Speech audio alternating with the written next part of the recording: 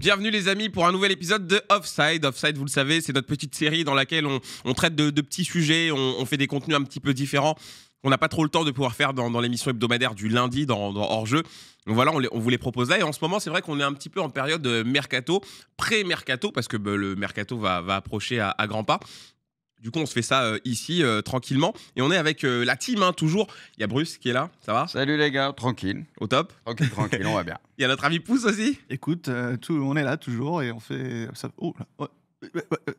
Il a bugué, vas-y, reprends, de toute façon on peut couper, t'inquiète. Ouais, non, ça fait plaisir d'être là. Toujours un plaisir d'être avec vous, les gars. Et bah ça fait plaisir. Et Scipion aussi. Pareil, de même, hein, on va parler mercato, scouting, donc c'est une belle séquence qui s'annonce. Et oui, tout à fait. Alors on va parler du PSG, le mercato idéal du PSG, messieurs. Qu'est-ce qu'on en pense? Est-ce que justement le PSG a besoin d'investir massivement sur ce prochain mercato d'été? Avant de découvrir vos mercatos idéaux, les gars, c'est un petit peu la question que j'avais envie de vous poser, Bruce. C'est vraiment ça. C'est comment le PSG doit se comporter sur le prochain mercato? Est-ce qu'il y a besoin d'une refonte totale quand tu vois comment l'équipe s'est comportée cette année et quand tu vois comment Luis Enrique a justement réussi à trouver la formule? Non, il n'y a pas besoin d'une refonte totale. Quand tu vois que c'est l'une des 2-3 meilleures équipes en Europe cette saison, c'est que tu as déjà beaucoup de choses qui sont carrées. Donc non, il y a besoin peut-être un peu plus de profondeur à certains postes. On peut peut-être penser au niveau des latéraux, peut-être un défenseur central en plus, un milieu de terrain en plus, peut-être un offensif en plus. Voilà, dans le meilleur des mondes, 4-5 joueurs tu prends. Après, si tu as envie d'améliorer le 11 en soi, là, il faudra aller chercher des top joueurs. Parce qu'on sait qu'Enrique, il a une manière de jouer où il n'a pas besoin de pur neuf, etc. Ça, on l'a compris. Et là, ça fonctionne bien. Donc là, c'est que des top joueurs, parce que c'est vrai que l'équipe tourne assez bien. Tu as quand même un 11 qui est très très bon. Après, on verra Marquinhos, par exemple, ce que ça va donner par la suite. Est-ce qu'ils vont le remplacer? Est-ce qu'il va rester? Mais en tout cas, non, il n'y a pas besoin d'une grosse refonte. Ouais. Quelques petites retouches. Tu densifies un peu le banc, et si tu peux ramener un ou deux top joueurs en plus, ça serait pas mal aussi. Donc Scipion, on est plutôt dans la logique de rajouter encore un petit peu plus peut-être de qualité si on arrive à trouver des top joueurs, identifier des joueurs qui seraient d'accord pour venir, mais surtout essayer d'ajouter aussi de la profondeur à ton effectif. On pense notamment au poste de latéral droit où Hakimi n'a pas réellement une vraie doublure attitrée, par exemple. Toi, tu es plus dans ce sens-là aussi, comme Bruce? Ouais, exactement. Il y a un an, quand on parlait de mercato idéal du PSG, on voulait peut-être plus des gros joueurs confirmés, des top joueurs mondiaux, par exemple milieu de terrain, on se disait Bruno Guimaraes, tout ça, un pur attaquant. Mais là, on se rend compte qu'avec l'idée que Luis Enrique a développé avec ce Paris Saint-Germain-là, où le collectif prédomine, où tu as envie d'avoir des joueurs qui jouent les uns pour les autres. C'est pour ça que dans ce mercato, on s'appuie sur les volontés de cet entraîneur qui a l'air de s'installer et qui est là pour une bonne durée. Donc prendre, c'est vrai, des cracks individuels déjà, évidemment, ce serait une plus-value énorme, mais sur la finalité, on a l'impression que pour ce collectif-là, tu l'as dit, c'est un peu plus de profondeur de banc, aller chercher les 2-3 postes, peut-être le PSG est un petit peu léger, pourtant ça reste un super effectif, mais on se dit qu'il y a encore une belle enveloppe mercato, il y a de quoi faire, avec toujours l'idée d'avoir de la jeunesse et des joueurs qui peuvent progresser. Ouais, bon, bah écoutez, en tout cas, on a plutôt les grandes lignes de ce qui peut se passer pour le PSG là cet été. Pouce, c'est toi qui vas commencer avec ton mercato idéal. La règle, elle était simple, hein, vous aviez 3 joueurs. Des joueurs de 40 ans, on va se demander pourquoi. On est objectif en toutes circonstances. 3 joueurs à proposer pour chacun votre mercato idéal. Vous pouviez vous servir dans n'importe quel championnat. Et important, vous pouvez aussi justifier une recrue par la vente d'un joueur. Hein. Évidemment, si vous avez choisi un joueur en imaginant que l'un derrière, de l'autre côté, en 1 pour 1 devait partir, bah ça, vous pouvez l'expliquer. Pouce, on te laisse commencer. C'est toujours un vrai défi de choisir que 3 joueurs, même pour une équipe comme le PSG qui a un effectif qui est déjà bien rempli. Quoique, moi, je pense qu'il y a certaines limites et la profondeur, on en a parlé, Scipion en a parlé, je pense que c'est un enjeu important. Il va falloir, je pense, voire parfois 2 joueurs par ligne, et en défense centrale, il faut peut-être un mec qui est capable d'apporter quelque chose de nouveau. Alors, il est un peu mis de côté ces derniers temps au FC Barcelone, il y a eu des blessures, etc. Mais surtout, le FC Barcelone est dans une situation où s'il y a une offre sur la table qui est intéressante pour Araujo, pour moi, ils vont le laisser partir. L'avantage d'Araujo, c'est que pour moi, il peut se relancer dans un projet qui peut, à mon avis, mettre le jeu et le football au centre de tout. Le PSG, à mon avis, remplit ces critères-là. Il a aussi d'autres avantages, c'est que c'est un défenseur très rapide, qui est rugueux, qui peut apporter cette touche-là. Et pour moi, peut-être apporter là où Marquinhos semble des fois être un peu faillible. Youth, il avait été annoncé plus ou moins à un moment donné du côté de la Juve. Ouais. On sait qu'il y a peut-être un petit passif avec le Paris Saint-Germain, Araujo. Moi, je te rajoute un truc, c'est aussi, il est polyvalent. Et c'est un joueur qui peut te rendre des services. Ce week-end, le PSG a joué contre Racing Club de Strasbourg. Le PSG a fait tourner. Et résultat, c'était João Neves qui a joué arrière droit et des fois c'est Warren Zaïre-Emery. Donc avoir un joueur comme Araujo qui peut parfois rendre service sur le côté et qui à mon avis peut apporter des gardes. En fait c'est le genre de profil parce que voilà vous allez le voir sur les autres noms. J'ai un peu plus explosé le budget sur d'autres postes et en fait je suis parti du principe qu'il faut une recrue en défense centrale et pour moi ça m'a l'air d'être le bon compromis entre joueur qui va pas à mon avis se coûter plus de 100 millions d'euros, qui a quand même certaines garanties et qui peut s'inscrire dans un projet de collectif où ça tourne. Marquinhos, peut-être qu'on prépare la sortie, il jouera, il aura des minutes, il n'y a pas de choix à côté. Donc il peut s'inscrire dans un projet collectif. Donc j'ai préféré garder de l'argent, même si c'est vrai que quand il est question du PSG, il n'y a pas trop de questions de garder d'argent. Il n'y a pas trop de limites, on ne va pas se mentir sur le mercato. Mais voilà, je pense que Araujo, ça peut être une belle opportunité d'un joueur qui peut être un joueur de rotation, qui a cette polyvalence et qui, à mon avis, peut s'inscrire dans le projet de jeu du PSG. Ok, bah ça fait une première recrue costaud, en tout cas. Étonnante. Et j'ai voulu changer un peu, tu vois. L'autre fois, j'ai pris Konaté pour le Real, je n'allais pas encore revenir avec Konaté, donc je me suis dit que ça pouvait être une bonne opportunité. Ok, on va découvrir son deuxième joueur, du coup. Il en parlait de Bruno Guimaraes. Moi, je suis d'accord. Je pense que le PSG a besoin d'étoffer sa rotation, mais le PSG est maintenant un grand club d'Europe. Il faut l'assumer. Et dans les tout meilleurs clubs européens, il y a de la rotation avec des grands joueurs. Voilà, une équipe comme City ces dernières années ou une équipe comme le Real Madrid, il y avait quand même de la rotation avec des grands joueurs. Et je pense qu'il ne faut pas avoir peur d'aller sur Bruno Guimaraes, qui est pour moi qui est dans ce qui peut se faire de mieux au milieu de terrain en Europe. Il peut parfaitement s'inscrire dans le projet de jeu du PSG. Au milieu de terrain, clairement, il ne fera pas tâche. Il y a beaucoup de matchs à jouer, on le voit. Il y a effectivement un milieu qui tourne très bien avec Vitinha, avec João Neves, avec Fabián Ruiz, qu'on n'attendait pas forcément à ce niveau-là, notamment contre Arsenal. Fabián Ruiz qui est toujours là. Mais je pense qu'apporter un joueur de plus comme Bruno Guimaraes, c'est pas, à mon avis, perturber le collectif parisien et c'est pas perturber la rotation du PSG. Il y a beaucoup de matchs à jouer et je pense que ce genre de joueur comme Bruno Guimaraes, le PSG va bien cette saison, mais pour continuer à aller bien, je pense qu'il faut aller sur ce genre de profil qui t'apporte des garanties, qui à mon avis un bon joueur de collectif, même si c'est une vraie individualité et pour moi il serait loin de faire tâche. Et puis ça sera aussi le cas pour celui d'après, il y aura peut-être débat, mais c'est aussi le PSG a une surface financière. Et aller sur des joueurs, c'est aussi empêcher que d'autres clubs aillent sur ces joueurs. Et ça peut être aussi important dans un mercato. Attends, avant de découvrir le prochain joueur, le dernier, là, on a un défenseur, un milieu. Bruce, t'en penses quoi, Guimaraes? Peut-être que tu l'as mis, toi aussi, hein? Non, je n'ai pas mis Guimaraes. J'y ai pensé, bien sûr. On y pense tous à chaque fois. On y pense tous à chaque fois, mais non, je n'ai pas mis Guimaraes. Guimaraes, ça serait une bonne recrue pour n'importe quel gros club au monde. Parce qu'après, on pense toujours la compatibilité avec Enrique, tout ça. Est-ce que Enrique... Guimaraes, il n'y a pas de souci à se faire. Non, puis il est polyvalent, tu vois, il peut jouer un peu plus bas, il peut jouer un peu plus haut dans le milieu. Il a vraiment, je pense que c'est le genre de profil. Un leadership aussi. Sportivement, je pense que sportivement, ça colle dans toutes les positions potentiellement du carré du PSG au milieu. Ok, last but not least. Ous, ton dernier? Ouais, là, je sais que ça va peut-être en étonner certains, parce que évidemment que ces derniers mois, le PSG et notamment Luis Enrique s'est imposé par la force avec ce système sans numéro 9. Mais je pense que l'idée cet été, c'est quand même de se séparer définitivement de Gonzalo Ramos, qui définitivement ne convainc pas. Et pour le coup, je suis pas sûr que Luis Enrique ne veut pas jouer avec un 9, mais je pense qu'il veut jouer avec un 9 qui peut faire ce qu'il veut et ce qu'il attend d'un 9. À mon avis, Isaac peut être ce joueur-là. Évidemment que le trio offensif du PSG est très performant. T'as un mec comme Doué aussi qui va avoir des minutes. Je me suis dit qu'en fait, le PSG sur les côtés est OK. T'as Dembélé, même s'il s'impose dans l'axe, il est toujours là, il peut jouer sur le côté. T'as Doué qui s'impose sur les derniers mois, qui joue sur le côté. T'as Kvara qui est arrivé, qui joue sur le côté. Je me dis que les côtés... Pour le côté, le PSG est OK. Et pourquoi pas apporter un joueur qui apporte un profil différent? Encore une fois, voilà, c'est un gros nom. Peut-être qu'il y a d'autres clubs qui vont être dessus, c'est sûr et certain, tout le monde va se l'arracher. Mais c'est aussi un enjeu, tu vois, de priorité. Le PSG, à mon avis, doit se positionner sur ce genre de joueur pour aussi empêcher les autres d'y aller. Et ça t'offre aussi une opportunité de plus sur comment jouer offensivement. Et c'est pour moi un neuf qui sait tout faire. Comme Bruno Guimaraes, c'est un mec qui peut jouer partout. Si Luis Enrique avait un joueur comme ça en neuf, il le ferait évidemment jouer et ça offre plus de possibilités. Et voilà, j'ai un peu économisé de l'argent sur Araujo pour craquer sur Bruno Guimaraes et Encore, ça Isaac. coûte un peu quand même. Ouais. Et surtout, Newcastle, l'été dernier, ils avaient aussi une espèce d'obligation de vente parce qu'ils n'étaient pas en Europe. Là, je pense qu'avec le fair play financier anglais, c'est le genre de transfert qui, si Paris arrive, écoute, moi j'ai ça comme argent, je te pète la clause, ok, vas-y. Et moi, je suis Paris. Je reste en fait sur la lignée.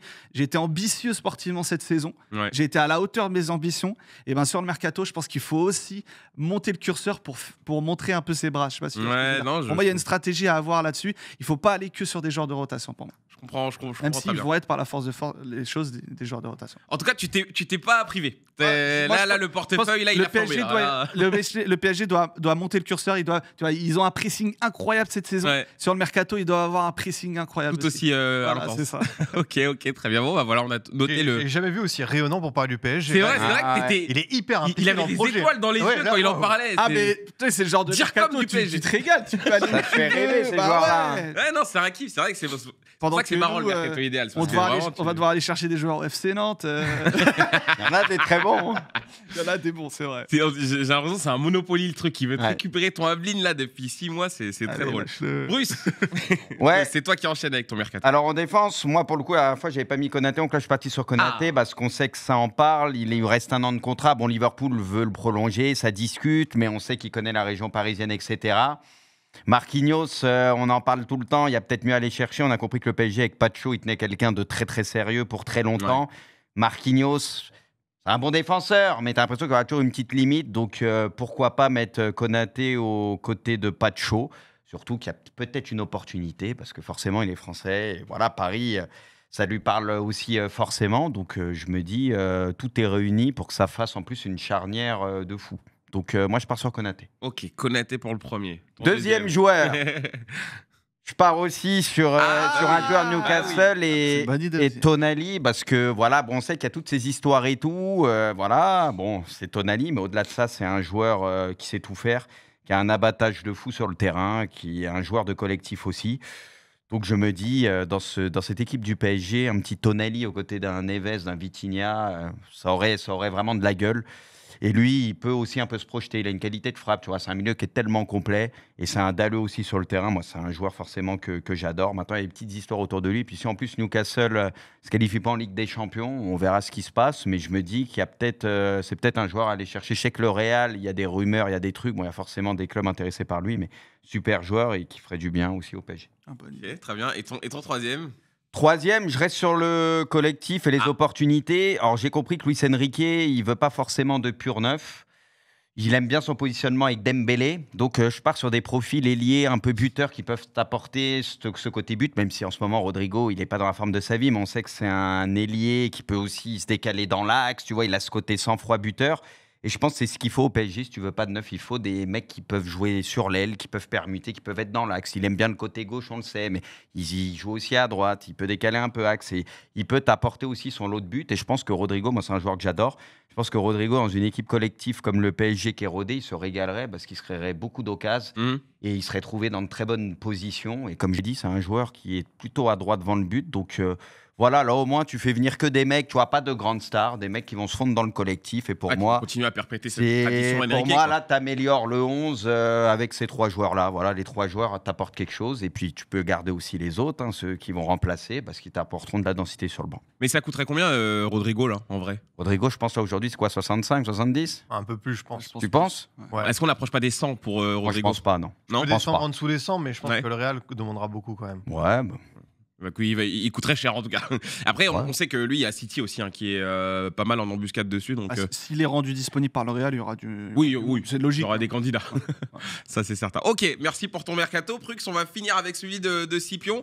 Pour l'instant, j'ai pas vu un seul joueur en commun sur vos deux mercatos. Donc, on va voir si Scipion va. Ça démarre bien. Va continuer, ça démarre bien. On continue avec Alors, d'autres idées. Ouais, là, j'ai envoyé du bon hipsterisme. Ah ouais, je vois ça. 100%. Moi, ma logique de mercato, je vous ai dit, j'étais assez convaincu par l'idée de Luis Enrique de progresser avec ce collectif et cette jeunesse. Donc, je suis parti sur des joueurs soit de compléments, soit des profils à développer. Et Thomas Araujo de Benfica, pour moi, il fait partie un petit peu de cet ADN.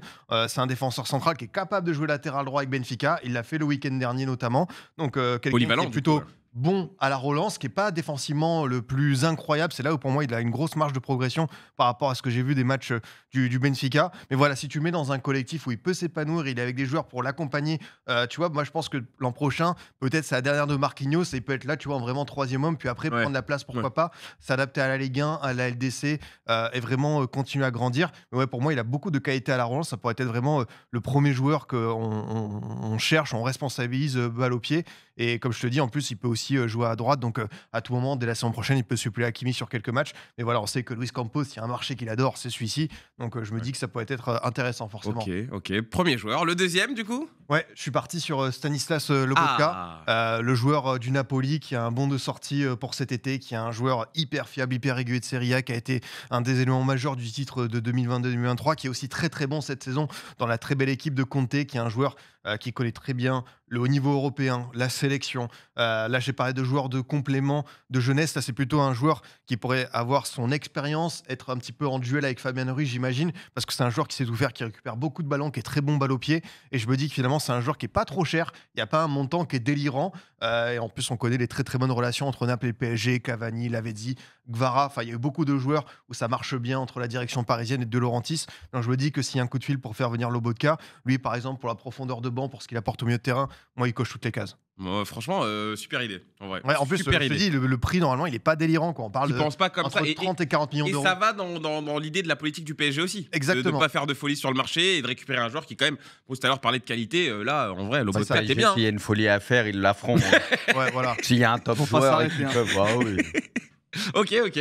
Scipion, ton dernier ? Ouais, ben moi, du coup, dans la logique du PSG de faire venir les plus grands talents français, 2 ans après Barcola, 1 an après Doué, pour moi, je vais sur Akliouche. Je pense qu'il correspond tout à fait à cette poétique-là. C'est un joueur qui est prêt pour le grand saut, qui nous a montré à Monaco qu'il avait énormément de talent. Peut-être pas toujours régulier, il a besoin encore de constance, mais quand tu regardes les matchs de Monaco, c'est souvent lui qui porte cette équipe. Et je me dis qu'il a quand même franchi un cap cette saison, notamment sur les matchs de Ligue des Champions. Il nous a montré beaucoup de garanties. Donc voilà, s'il veut aller encore plus haut, notamment la sélection, on sait que ça parle pas mal de son choix d'équipe nationale. Mais voilà, pour moi, au PSG, s'il arrive, alors évidemment, est-ce qu'il serait titulaire ? Je ne sais pas. Mais voilà, on sait qu'il peut aussi jouer au milieu de terrain, donc prendre une place dans la rotation à 3. Devant, il aurait du temps de jeu. Peut-être comme Désiré Doué, qui aurait une petite période d'adaptation. Et pour moi, je suis persuadé que si tu vas sur un Akliouche, il te fera du bien sur le banc, en sortie de banc, même en tant que titulaire. Il correspond vraiment à cette équipe du PSG où ça joue les uns pour les autres. Il peut encore faire des efforts dans le jeu sans ballon, mais moi je suis persuadé que si tu vas chercher un Akliouche, il peut te faire beaucoup du bien. Il peut te faire du bien, pardon, et totalement s'impliquer et correspondre à ce Paris Saint-Germain de Luis Enrique. Bon, dans le profil idéal du joueur, c'est vrai que pour moi, je me dis que ça peut être intéressant. Encore une fois, je pense que c'est pas un montant démentiel. Donc tu vois, dans mes opérations financières, j'ai pas été trop onéreux, trop gourmand. Je sais pas s'il y aura un autre craquage, mais moi je suis vraiment parti dans cette idée d'être pas prudent, mais d'aller vraiment sur des joueurs pour renforcer cet effectif, parce que même moi, Dembélé en neuf, ça m'a plu. Non, tu t'es Non, ce qui est surprenant et logique, c'est qu'avec la forme du moment, personne n'a changé le gardien, alors qu'on aurait fait ce même truc il y a quelques temps, on aurait tous mis Chevalier. Ça